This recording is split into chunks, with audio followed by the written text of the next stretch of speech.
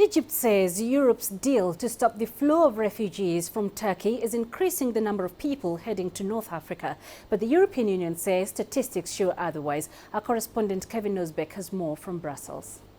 Here in Europe, there's been a human flood. Waves of refugees made their way out of Syria, through Turkey, and then across Europe. But in March, that flood slowed to a trickle as the European Union signed a deal with Turkey, giving the country billions in aid in exchange for keeping refugees in camps like these. Cairo now says that deal is partially to blame for an uptick in refugees in Egypt. The pressure has increased on Egypt, and therefore the number of immigrants and the number of refugees coming to Egypt, both as a transit as a destination, has increased. Egypt's Deputy Foreign Affairs Minister Hisham Badr says 500,000 Syrians are trying to integrate into the population. But the EU maintains there's no evidence that its arrangement with Turkey is to blame. We have nothing that indicates that there has been a fragmentation or a redirection of a route of Syrians going elsewhere than to Turkey. As part of the deal, Turkey is receiving up to $6.7 billion US. Badr says his country could use more support, and refugee advocates agree. There are many countries in the vicinity that are neighbouring Syria who have taken on a huge burden in terms of accommodating vast numbers of refugees. Of course they need assistance in doing so. They need additional aid, they need financial assistance, and the EU has a role to play in that. Egypt may now be hosting 500,000 Syrians, but it's also home to 4.5 million other refugees and migrants, mostly from Africa. Deputy Minister Badr says those millions of new arrivals will be costing his country $300 million this year alone. Kevin Ozebek, CCTV, Brussels. Let's get more now from CCTV's Yasser Hakim, who joins us live from Cairo. So Yasser, the EU maintains there's no evidence that its arrangement with Turkey is to blame. What is Egypt's argument based on? Well, Egypt is basing its information on statistics coming from Europe itself.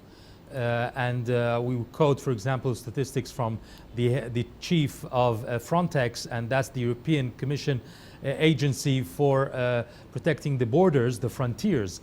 And the chairman said this last week that the number of refugees going to Europe, taking Egypt as its springboard, has been doubling or 3 or 4 times in the last few months. And at the same time, the number of refugees coming from the Turkish side has dropped by 95% after the deal between the Turkey and the EU. So Egypt says that's normal case, that if you see the increase, the major increase coming from Egypt and the huge decrease coming from Turkey, it's obvious that Egypt has become the alternative, the safer alternative, even safer than Libya, because Libya, as a country where there's a lot of chaos, it was a good source to move on from Libya onto Europe. But now, because of the ongoing war there and the fighting, it's easier for the migrants to go from the coastal side of Egypt, from the north coast, into for example, Greece or Italy. It will only take 8 days or 7 days, so that will be much faster and safer for them. So these statistics that come out of Europe, even Italy itself has said, the head of the intelligence services in Italy told the Italian parliament this week that the number has increased by 50% coming from Egypt to Italy. The number of migrants, illegal migrants, in the last month has increased by 50%. So Egypt is using the statistics coming up from Europe to prove its point there. And obviously, yes, these are huge numbers that we're talking about. So what is Egypt's action plan to deal with this new refugee crisis it's facing?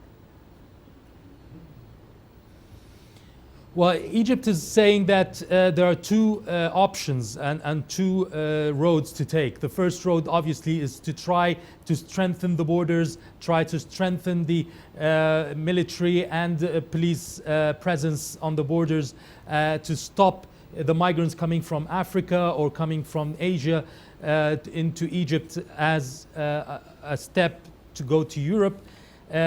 Also, there should be, and this is what Egypt is calling for Europe to do, to help out, whether financially or through a joint cooperation, and that is to develop the economic and social development of the region, and to work together to establish some kind of economic programs, social programs that would, on the longer term, prevent any kind of migration. It would stop migrants from thinking even to risk their lives to go into Europe when they have a better opportunities in their homeland or in their continent. And this is what Egypt is calling for, to work together on the security side and also on the development side to develop, to improve the living conditions for the populations.